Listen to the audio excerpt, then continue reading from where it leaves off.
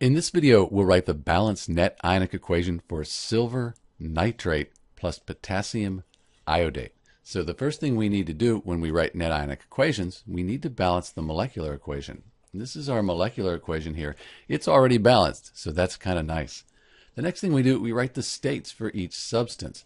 So silver nitrate, if you know your solubility rules, nitrates are very soluble, right? AQ.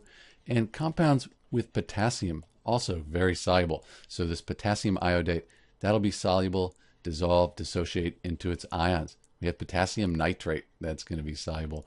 Silver compounds, you have to be careful.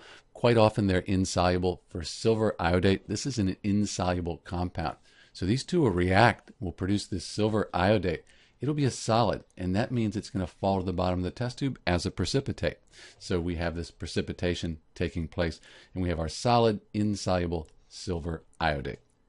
Next, we need to split the strong electrolytes into their ions, and that's going to give us the complete ionic equation. Silver, although it's a transition metal, always is 1 plus. The nitrate ion, the whole thing, 1 minus. Both very good to remember. So we have silver, that's that Ag plus. And I won't write the states. Let's write those at the end.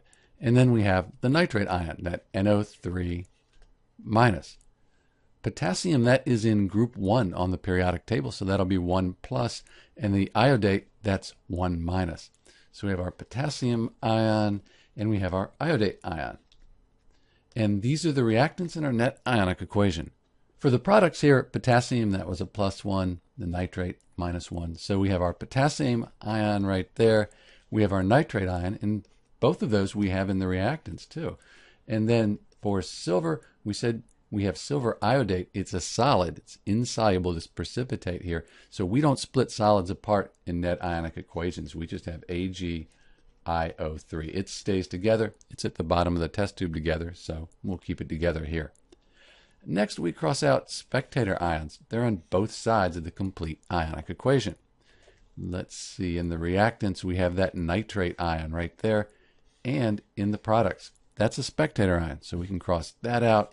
And here's the potassium ion in the reactants, and again in the products. Didn't change, so we're going to cross that out. But what's left, that's the net ionic equation for AgNO3 plus KIO3. I'll clean this up and write the states. We'll have our net ionic equation. And this is the balanced net ionic equation for silver nitrate plus potassium iodate. You note charge is the same on both sides. We have a plus and a minus. That gives us a net charge of 0. This is a neutral compound, net charge of 0. If you count the atoms up, they're balanced as well. This is Dr. B with the balanced net ionic equation for AgNO3 plus KIO3. Thanks for watching.